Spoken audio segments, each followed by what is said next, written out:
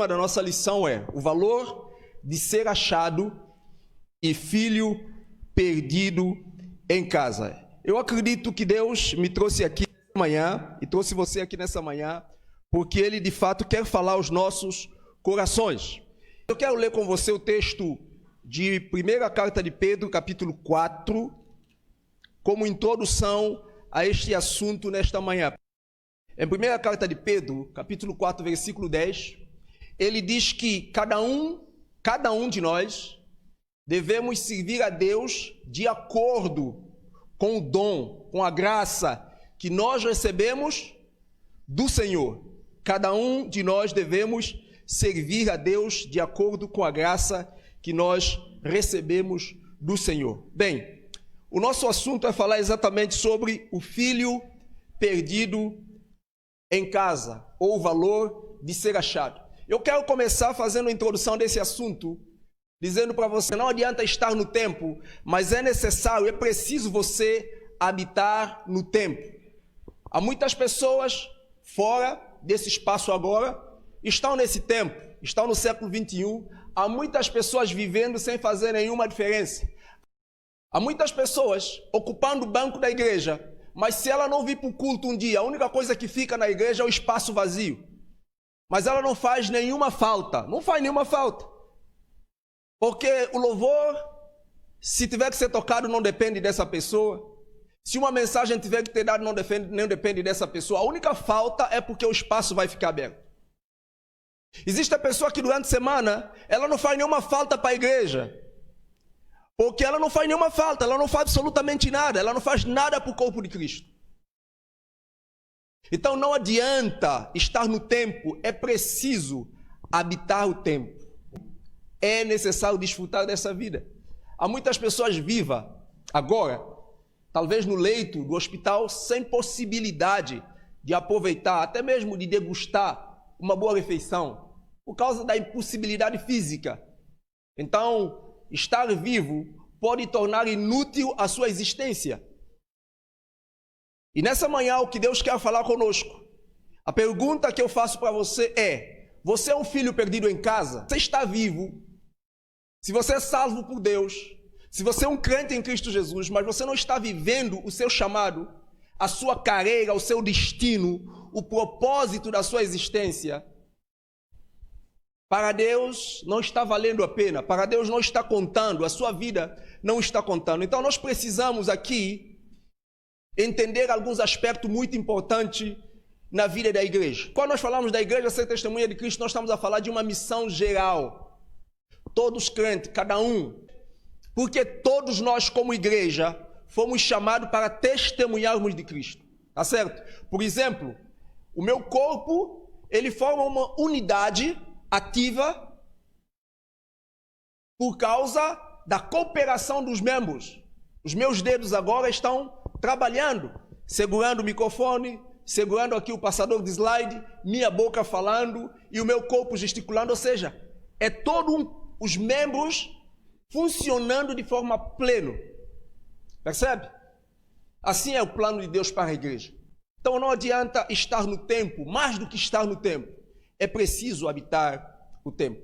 A igreja precisa entender que todos nós recebemos um chamado geral, uma missão geral. Essa missão é de nós glorificarmos a Deus. Porém, Deus deu a cada um de nós uma missão específica. E essa missão específica, você e eu, nós apenas podemos participar dessa missão específica através de quê? Do uso do dom e talento que Deus te deu. Presta atenção. Na missão geral, todos nós somos testemunhas de Cristo. Mas para que cada um de nós pudéssemos ser testemunho eficiente, eficaz de Cristo para a nossa igreja, para nossos irmãos e para a nossa sociedade, nós precisamos entender a nossa missão específica. Porque na nossa missão específica, Deus vai nos usar para fazer diferença dentro de uma necessidade específica que Ele já preparou você e eu para sermos realmente agente dEle diante dessa situação. Para sermos realmente discípulo dele diante dessa situação. Então nós precisamos entender esse chamado específico. E esse chamado específico, volto a repetir, você e eu, nós somente podemos participar deste chamado desta vocação específica por meio do uso dos dons que nós recebemos. Você não pode participar disso de outro jeito. Então, dessa forma, a igreja, então, ela glorifica a Deus aqui na terra. A pergunta que nós precisamos refletir é: como nós podemos, então, testemunhar de Deus aqui na terra como casais?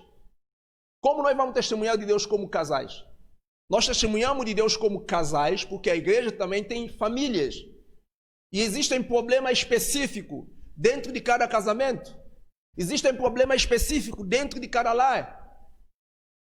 E por incrível que pareça, há muito lar onde os princípios de Deus não faz sentido dentro daquele lar, mas são cristãos.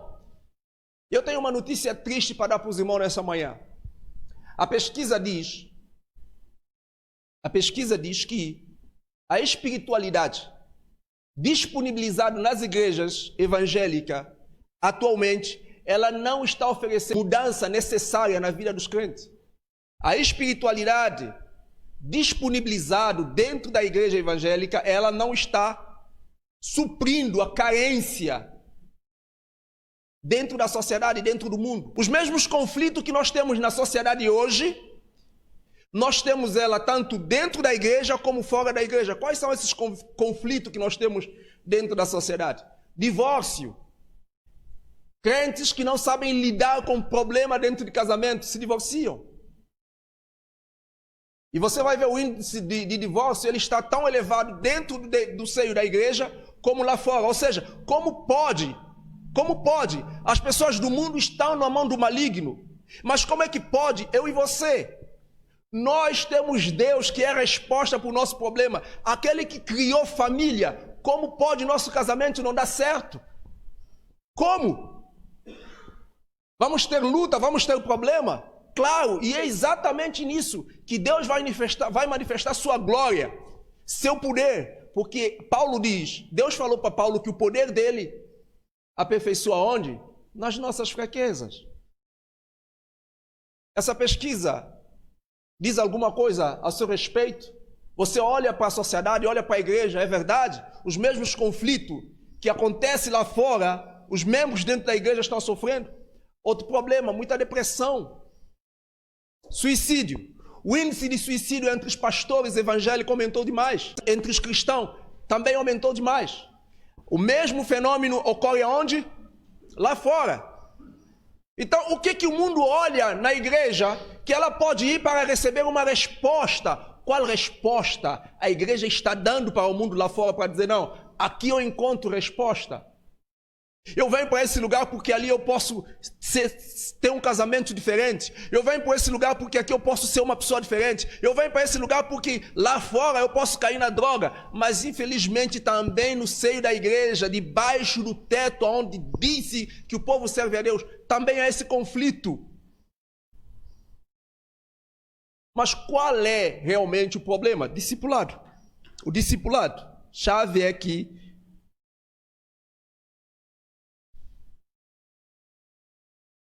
as denominações evangélicas, as igrejas evangélicas perdeu de foco o princípio de Deus. Ou seja, eu gosto de dizer que a igreja já não está ouvindo mais a linguagem do céu.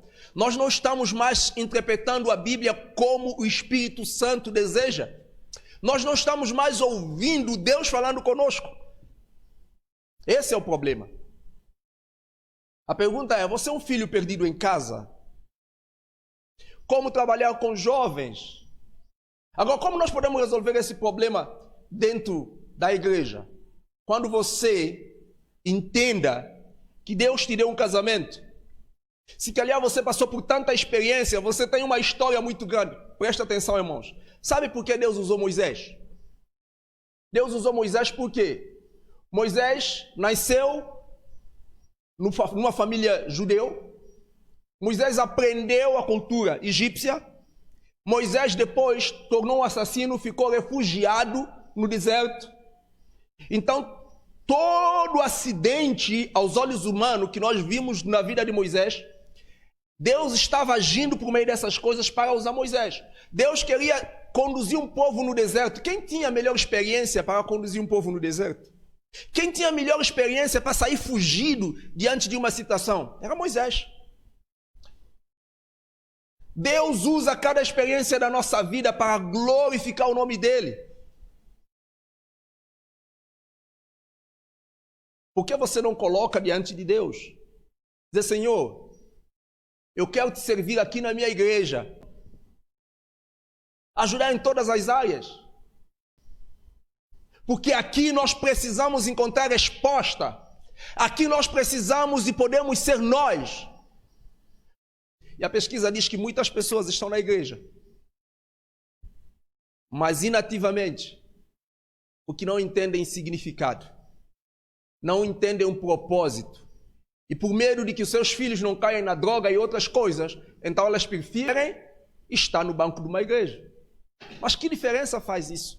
Que diferença você faz na vida da sua igreja?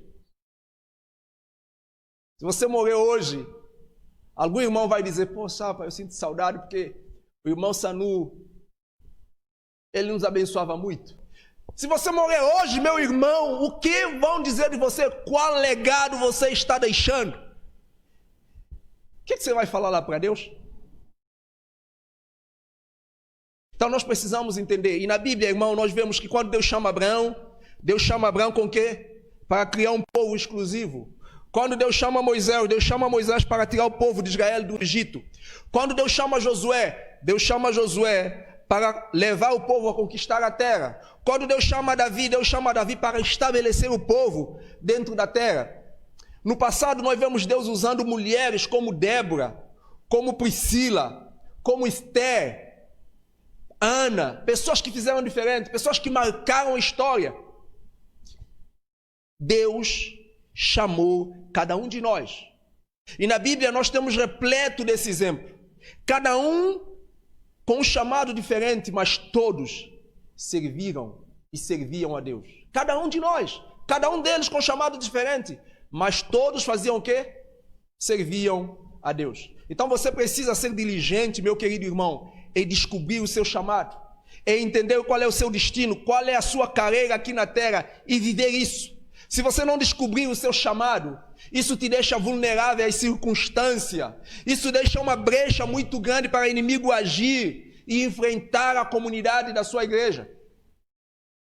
Se existe problema no casais, se existe algum casal sofrendo dentro da igreja, é porque você não está tapando essa brecha dentro da igreja. Se existe algum problema em outra área na igreja, é porque você não está tapando essa brecha dentro da igreja. Então, quando nós não assumimos a nossa posição, nós deixamos brechas, lacunas dentro da igreja. Satanás trabalha. Deus te chama, mas você precisa responder esse chamado. E a palavra responder no dicionário, e dentre muitos outros significados que ele tem, quer dizer reagir. Deus te salvou. Você acha que Deus mandou Jesus morrer na cruz só para te fazer um crente bonzinho? Acha mesmo isso? Você acredita mesmo que Deus te chamou para você ser a pessoa que você é? Então a vida é uma vida que está no tempo, mas que não habita no tempo. A pergunta é, como você está reagindo ao chamado de Deus? Homens e mulheres que reagiram ao chamado de Deus, eles tiveram a oportunidade de fazer grande diferença. Débora fez diferença. Esther fez diferença.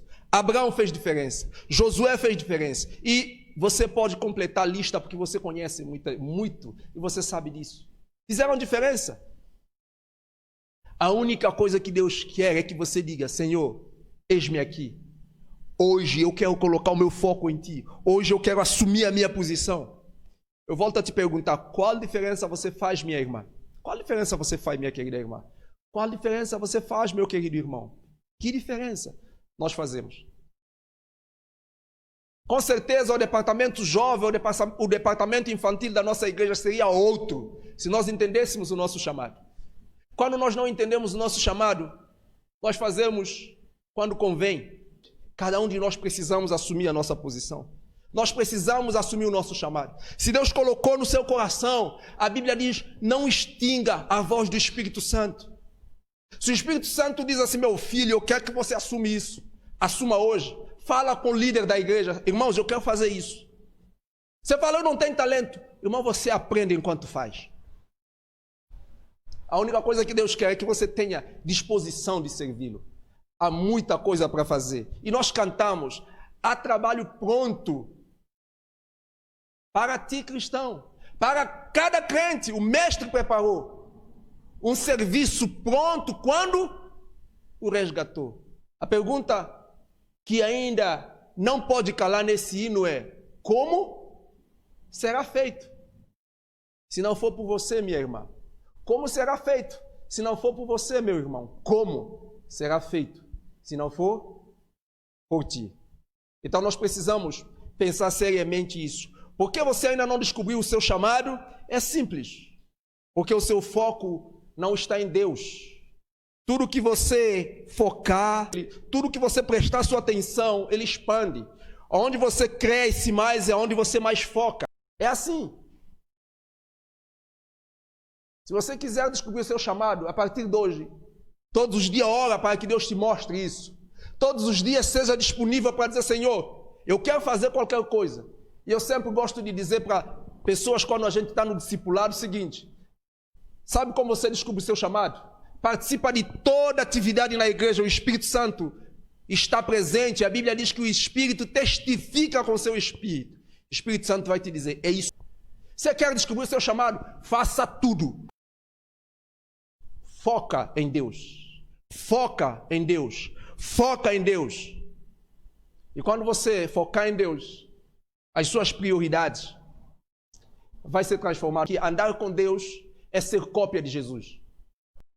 E para ser cópia de Jesus, nós precisamos estar preparados para que as nossas prioridades sejam transformadas, sejam mudadas.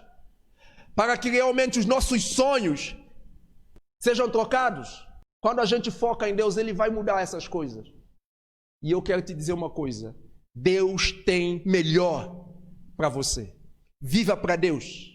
Viva para Deus, porque Ele tem melhor para cada um de nós. Nosso assunto, ele está concentrado no Evangelho de Lucas. Então, eu já te convido a abrir aqui o Evangelho de Lucas, capítulo 15.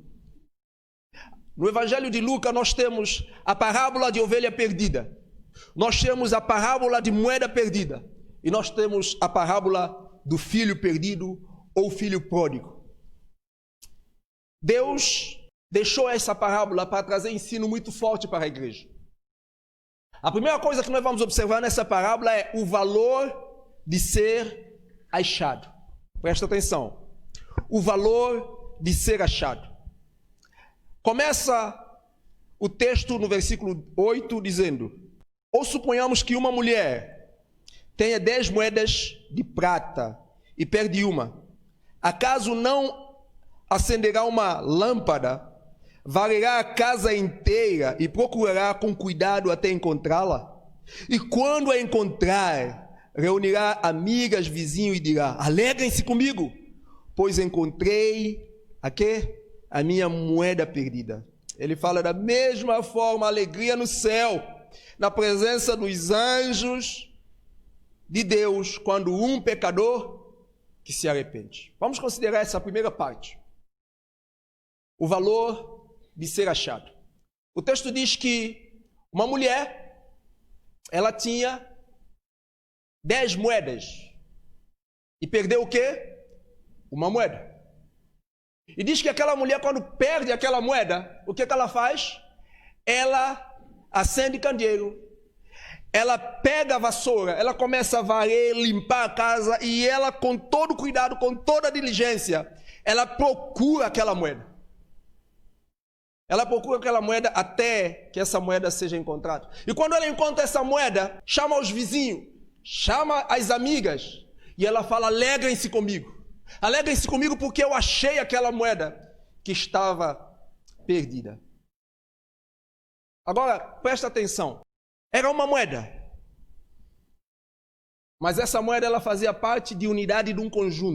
Existem coisas que só têm valor se você comprar par. Se você vai para a loja, você não compra um pé de sapato. Você tem que comprar um par. O que mais que é par? Se você comprar meia, você não compra um pé de meia, você vai comprar um par. Se você vai comprar um conjunto de coisa que é uma dúzia, Você não compra 11, você compra uma dúzia. É assim. Porque o que faz sentido dentro daquilo ali é o conjunto. Preste atenção ao que Deus quer nos ensinar. A moeda, ela fazia parte de um conjunto. E as pessoas usavam isso como colar.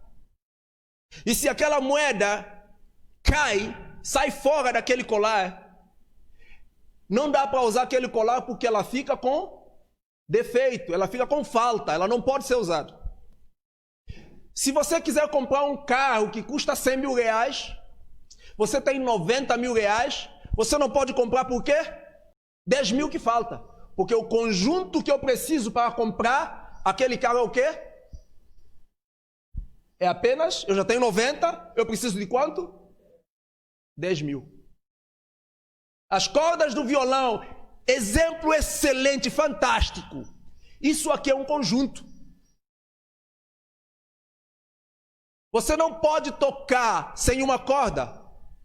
Teclado é um conjunto, forma uma unidade. Você não pode tocar faltando um botão de teclado. Sabe o que Deus quer dizer para nós? A igreja precisa ser diligente para que cada membro da igreja forme essa unidade e todos estejam na brecha. Irmão, mais do que estar vivo, é preciso você estar completo. Há muita gente vivo que não tem uma perna ou não tem duas pernas. Essa pessoa não está completo. Então o corpo não funciona bem porque falta uma perna, porque falta um braço, ou porque falta um olho, alguma coisa. Aquela mulher estava à procura daquela moeda porque aquela moeda era essencial, era importante para fazer o projeto perfeito, completo. O que Deus quer dizer é que Deus planejou a igreja para ser completo, para ser perfeito. E ninguém pode ficar de fora. Cada um de nós devemos assumir a nossa posição, o nosso lugar. Porque se você não assume o seu lugar, há um buraco. A igreja que não entende isso, ela perde o privilégio de ser usado por Deus. Ela torna religião, denominação, coisa assim, mas deixa de ser igreja. Líderes, irmãos que me escutam nessa manhã, nós precisamos ser diligentes para encontrar as moedas para cada um estar no seu lugar. É necessário que a igreja seja diligente mesmo, a procurar cada moeda. A moeda de ensino, a moeda de evangelista, a moeda de contribuir, a moeda de misericórdia, a moeda de pregação. Nós precisamos assumir. Nós precisamos procurar. Aquela mulher não ficou lá, contentada. Ela foi diligente até achar.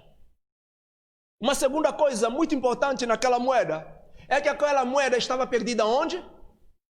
Em casa. Em casa. Aquela mulher podia dizer, não, está tudo bem, está em casa mesmo, um dia eu encontro. Beleza. Até um dia ela não podia usar aquele conjunto. Ia fazer falta. Ela precisava de tê-la no momento. Não adianta, estamos na igreja aí contente, está com a igreja banco cheio, todos os irmãos estão aqui sentados, ninguém faltou. Não é isso, irmãos. O texto está nos chamando a atenção, porque existem pessoas perdidas dentro de casa. Só que perdido dentro de casa não serve para nada. É preciso achar aquele perdido, para que ele assuma a brecha. Aquela moeda perdida não valia nada, porque ela precisava estar no seu contexto de uso. Estava dentro de casa, mas estava fora do lugar. O lugar dela precisava de ser ocupado. Você está dentro da igreja. Você está dentro do corpo de Cristo. Se calhar Deus quer falar nessa manhã com você. Você está fora do lugar? Pergunta para você mesmo. Você está fora do lugar?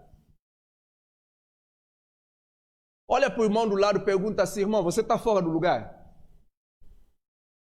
Tem muita gente que está presente, mas está fora do lugar. A pergunta é, você está fora do lugar? Deus quer te achar. E uma coisa, irmão, que Deus, ele é persistente. Deus não desiste de você. Ele vai te achar. Deus vai te achar. Pode passar 1 ano, 2 anos, 10 anos, Deus vai te achar. E Deus quer nos achar. Ele já te salvou lá do mundo. Agora, Ele quer te salvar cada dia de você mesmo, para que você seja usado nas mãos dEle. O texto também diz que a alegria no céu, na presença de Deus e dos anjos, quando o quê? Um pecador se arrepende. Agora está falando de alguém que está fora. De alguém que está fora. Não está falando de alguém que está dentro mais. Mas observa uma coisa muito interessante aqui. Esse texto aqui, ele ilustra João 3,16. João 3,16 diz que Deus amou o mundo de tal maneira que deu o seu Filho unigênito para que todo aquele que nele crê não pereça, mas tenha vida eterna. Essa mensagem é muito clara. O preço da ovelha é muito alto. É de um valor inestimável, o sangue de Jesus. João capítulo 17, versículo 20. Jesus fala ao Pai: eu não oro somente por estes, mas também por aqueles que crerão em mim por intermédio deles. Diz que o homem tinha 99 ovelhas, mas uma ovelha saiu. Então, esse texto nós podíamos olhar de dois lados. O pecador que se arrepende nesse contexto pode ser um perdido, ok? Mas também o pecador que se arrepende aqui pode ser um que já era parte do rebanho, que agora ficou perdido, não está mais no rebanho. Porque ele está falando de ovelha, um pastor de 100 ovelhas, mas uma ovelha deixou de fazer parte, de congregar, deixou de receber os cuidados, a atenção. Olha o que aquele pastor faz. Ele deixa as 99. Sabe por que ele deixa as 99? Porque ele confiava nas 99. Ele sabia que aquelas 99 estavam preparadas. E então ele investiu a força para buscar aquela ovelha que estava fora. A pergunta é: quantos reunia entre nós aqui na igreja que não reúne mais? E como nós estamos investindo para trazer de volta essa pessoa? A igreja, quando não entende isso, ela perde a razão da sua existência. A igreja não desfruta do poder e da beleza do evangelho, e ela perde satisfação, contentamento em Deus, e perde as bênçãos de Deus. Quando a igreja não foca nos perdidos, ou quando a igreja não investe atrás daqueles que saíram para fora, ela perde. O profeta, Deus levanta o profeta e vai falar para o povo que vocês cuidam das gordas, mas as doentes, as aleijadas, vocês fazem o quê? Vocês não cuidam dessas. A igreja hoje, graças a Deus e tomar a Deus que nós nunca caímos nesse erro, tornou negócio. É importante ter pessoas para dar, só que a igreja é o lugar para receber. Deus nos trouxe aqui para receber dele o que ele tem para dar. Isso é a igreja. Porque nós não temos nada para dar para Deus. Tudo que nós podemos dar para Deus ainda é pouco. Porque nada que temos vai fazer alguma diferença para Deus. A igreja é aquela que entende que ela recebe. Se essa é a mensagem que nós vamos comunicar, se essa mensagem que nós comunicamos, as pessoas vão ser diferentes. Porque elas entendem que quando elas vêm aqui, elas recebem.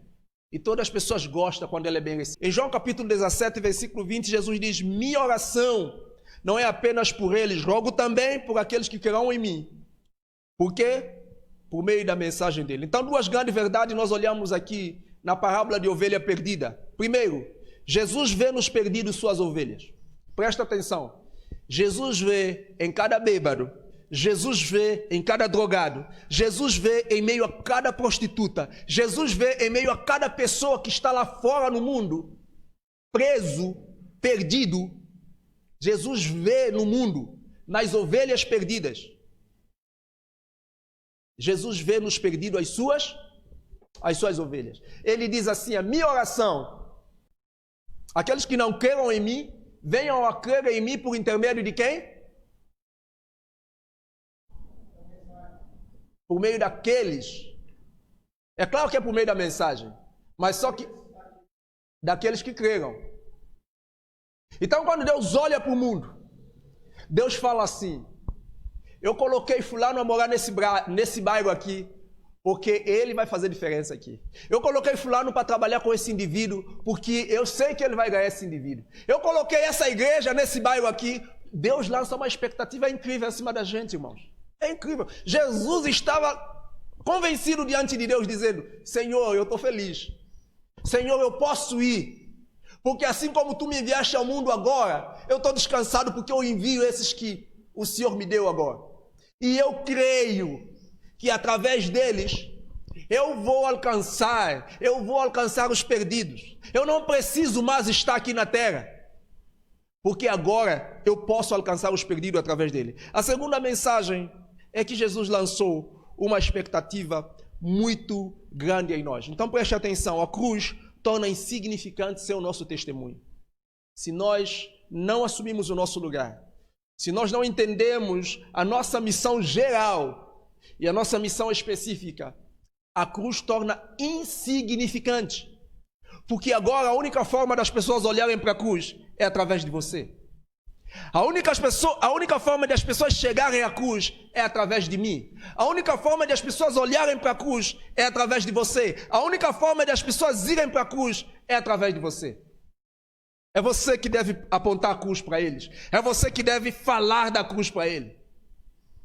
E Paulo disse: eu não me envergonho.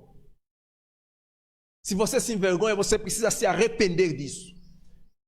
Eu não me envergonho. Não me envergonhe, porque é a mensagem de Deus para todos aqueles que creem. E nós então terminamos a nossa mensagem pensando agora nesses dois filhos, o filho perdido em casa. O primeiro filho é aquele filho que está afastado, mais fora da comunhão. O filho mais novo, a Bíblia nos diz, no versículo 11, Jesus continuou: um homem tinha 2 filhos. O filho mais jovem disse ao pai: quero minha parte de herança. E o pai dividiu seus bens entre os filhos. Alguns dias depois, o filho mais jovem arrumou suas coisas e mudou para um lugar distante.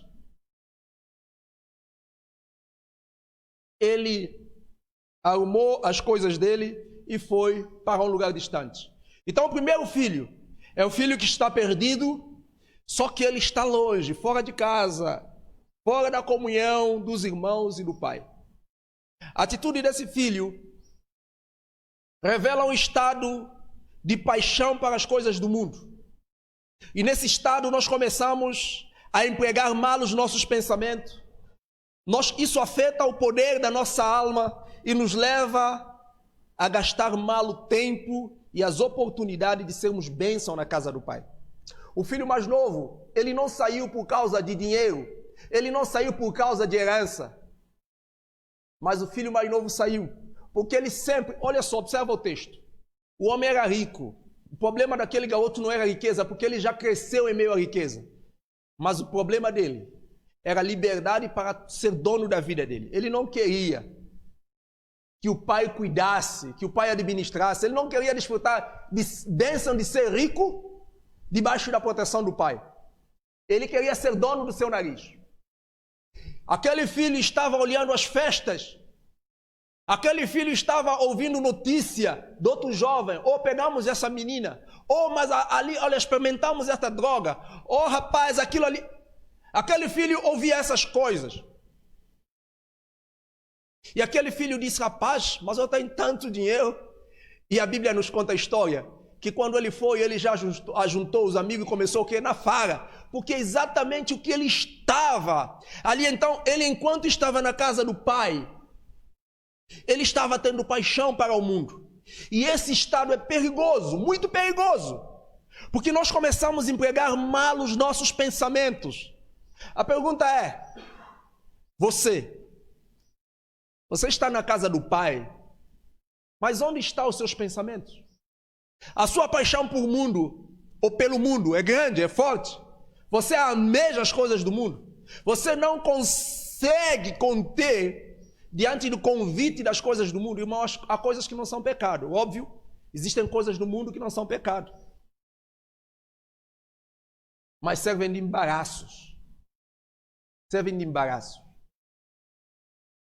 E a paixão pelo mundo, ele traz algo muito grande. Você se calhar, está aqui na igreja hoje, mas se você tem paixão pelo mundo, isso vai começar a afetar os seus pensamentos, isso vai afetar os seus poderes da alma.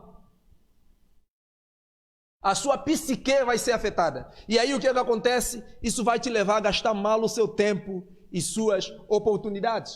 As oportunidades que você tem de dedicar-se mais em fazer coisas boas, até mesmo lá no mundo, para Deus, ou usar esses ambientes para ser instrumento de Deus, você vai usar de forma diferente.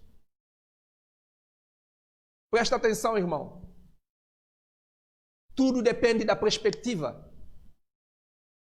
Tudo depende da perspectiva. Se você é salvo por Cristo, se você é filho de Deus, a sua perspectiva, a sua ótica de enxergar e viver, interpretar o mundo tem que ser conforme perspectiva divina. Se você perde essa perspectiva, você vai se dar mal. Não adianta estar aqui dentro, mas ter paixão para as coisas lá fora. Esse é outro problema. Agora observa, o texto diz que aquele filho mais novo, ele estava naquele lugar, gastou tudo o que tinha, e uma coisa importante aconteceu. Ele caiu em si. Autoconhecimento. Ele olhou para si e ele viu: eu não estou bem. Eu pequei.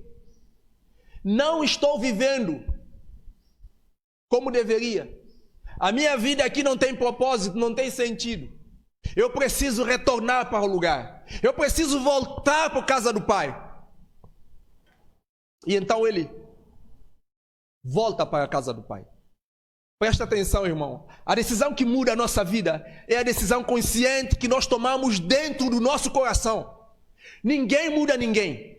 Eu posso falar 50 coisas aqui, mas uma coisa, se o Espírito de Deus está falando no seu coração, se você ouvir a voz do Espírito Santo, se você olhar e dizer: Senhor, eu estou tendo paixão pelas coisas do mundo, hoje eu renuncio isso, eu quero viver no mundo com a perspectiva divina. Ah, meu irmão, não existe nada que pode derrotar uma pessoa que toma uma decisão dessa. E é interessante, irmão, que tanto para o bem como para o mal,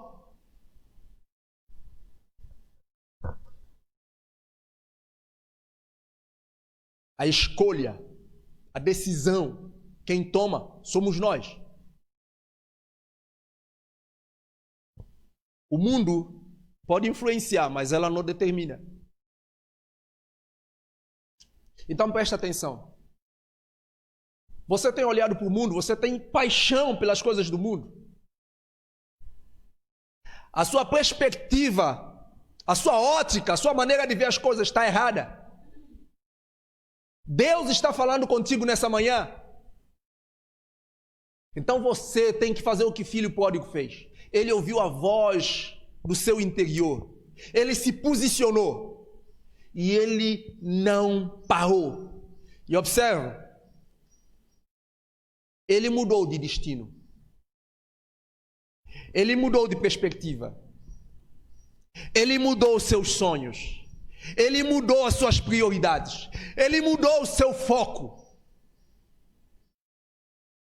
Você quer ser uma cópia de Jesus? Você precisa ajustar com Jesus. O que vai fazer diferença na nossa sociedade, na nossa geração, na nossa igreja, é cada um de nós assumirmos sermos uma cópia de Jesus.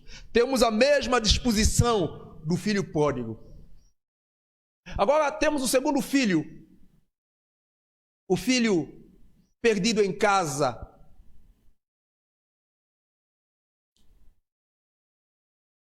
O filho perdido em casa.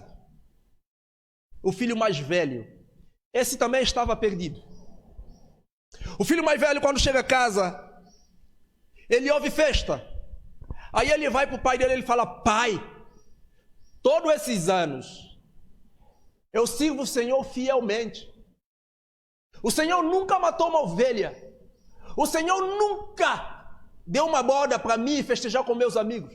Agora vem esse teu filho, observa a conversa.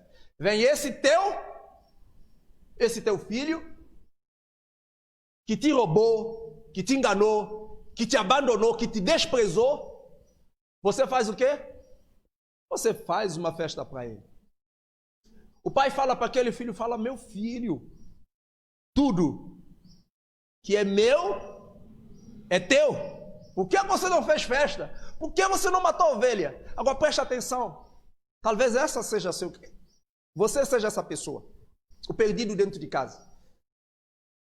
Você é um crente que só murmura, só reclama. Existem crentes que só murmura, só reclama na igreja, porque a igreja não é lugar para isso. Isso é coisa do capeta, isso é coisa do diabo. Aqui é lugar para nós sermos bênção uns pelos outros. Como está a sua vida?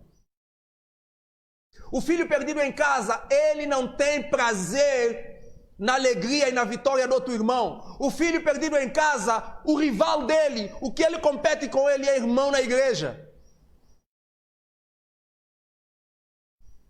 E a igreja, infelizmente, irmão, tem tornado um palco para desfile, para competição, para uns mostrar o que pode mais e para outros. Não é isso. Deus nos abençoa a cada um. Deus é um Deus de riqueza.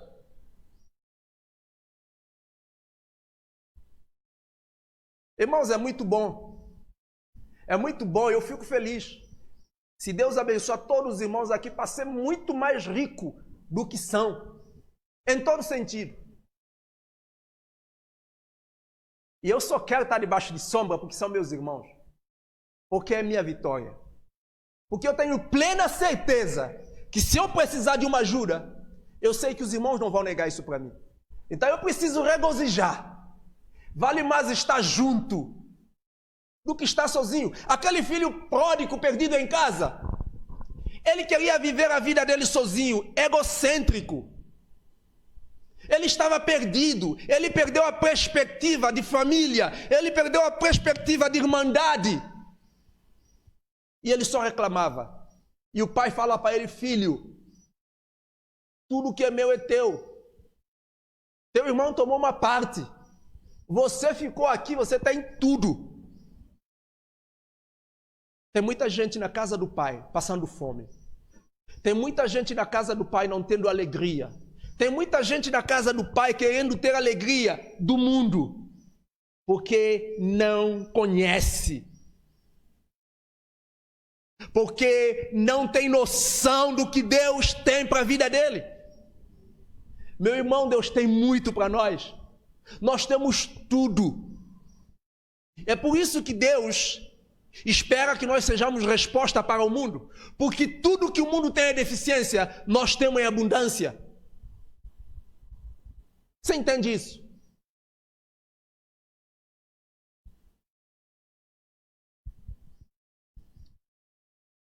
Para o Brasil, para qualquer instituição aqui fazer alguma coisa, o governo, as pessoas precisam de Estado. Agora você acredita uma coisa? Aliás, você sabe disso.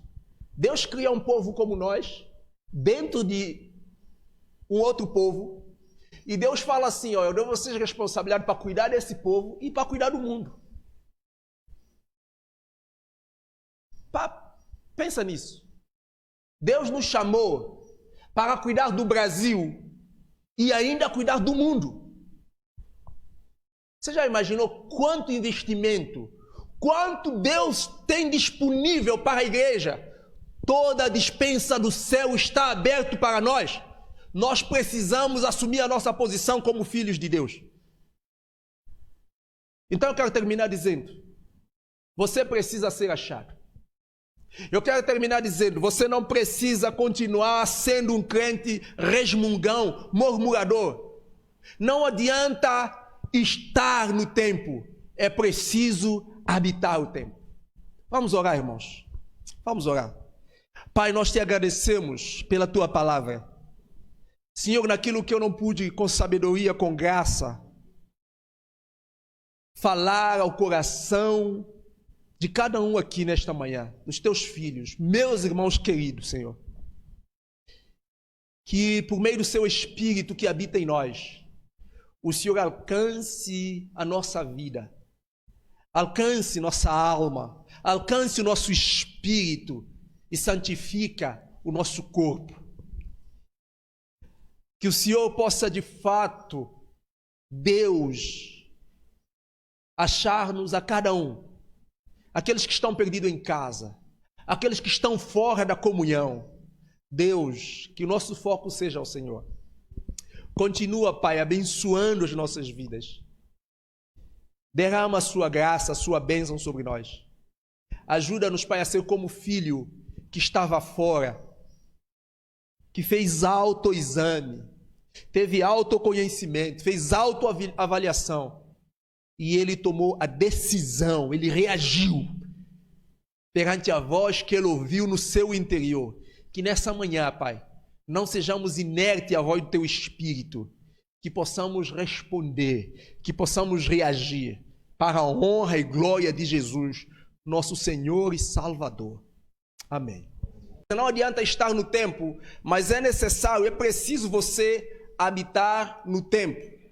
Há muitas pessoas fora desse espaço agora, estão nesse templo, estão no século 21, há muitas pessoas vivendo sem fazer nenhuma diferença. Muitas pessoas ocupando o banco da igreja, mas se ela não vir para o culto um dia, a única coisa que fica na igreja é o espaço vazio.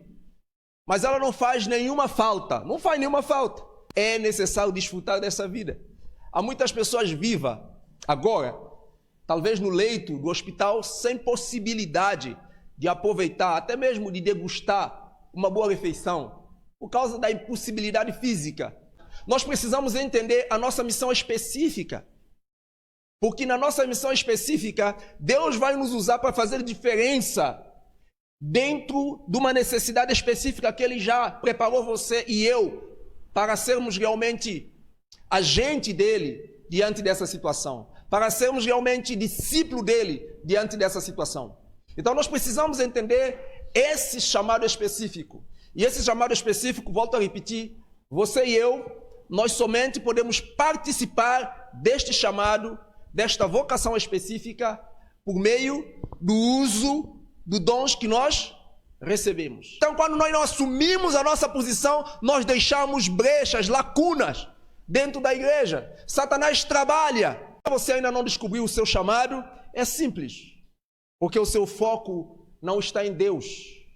Tudo que você focar, tudo que você prestar sua atenção, ele expande. Onde você cresce mais é onde você mais foca. É assim. Se você quiser descobrir o seu chamado, a partir de hoje, todos os dias ora para que Deus te mostre isso. Todos os dias seja disponível para dizer, Senhor, eu quero fazer qualquer coisa. Sabe como você descobre o seu chamado? Participa de toda atividade na igreja, o Espírito Santo está presente. A Bíblia diz que o Espírito testifica com o seu Espírito. O Espírito Santo vai te dizer, é isso. Foca em Deus. Foca em Deus. Foca em Deus. Existem coisas que só têm valor se você comprar par. Se você vai para a loja, você não compra um pé de sapato, você tem que comprar um par. Se você vai comprar um conjunto de coisa que é uma dúzia, você não compra 11, você compra uma dúzia. É assim. Porque o que faz sentido dentro daquilo ali é o conjunto. Preste atenção ao que Deus quer nos ensinar. A moeda, ela fazia parte de um conjunto.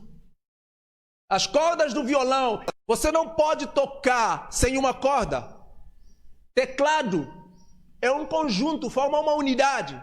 Você não pode tocar faltando um botão de teclado. Sabe o que Deus quer dizer para nós? A igreja precisa ser diligente para que cada membro da igreja forme essa unidade e todos estejam na brecha. Irmão, mais do que estar vivo, é preciso você estar completo. Há muita gente vivo que não tem uma perna ou não tem duas pernas. Essa pessoa não está completo.